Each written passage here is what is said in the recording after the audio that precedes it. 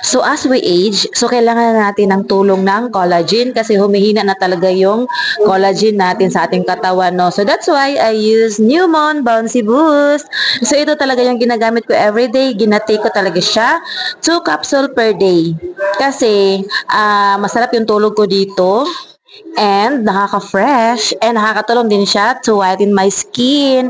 So ito lang talaga yung ginagamit ko everyday. Alam niyo kasi, hirap din ako makatulog. So ito yung pinaka the best na ma-recommend ko sa inyo since graveyard ako before and next week din is magi-graveyard na ako.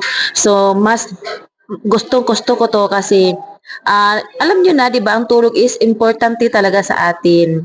So, kung ganun ang hanap nyo, pang pa-fresh, pang paganda sa buhok, sa mga kuko, magsarap yung tulog nyo, go for Newmon Bouncy Boost. Promise, maganda siya, legit. And barato lang. So, makuha nyo to sa Orange app and sa Black app. Legit talaga siya. Ito talaga yung ginagamit ko. So, ilang battle na ako nito, no, bago ko talaga siya nire-recommend. Kasi before, iba man yung gamit ko. So, ngayon, ito na. Kasi wala din siyang gutom na mararamdaman. So, as is lang. Yung mga gamit ko before na mga collagen, so, nagugutom ako kaya, medyo lumubo tayo, no? Pero ito, wala siyang gutom na mararamdaman. Arte-arte yarn. Bitaw na oy, wala siya gutom. And as is lang siya.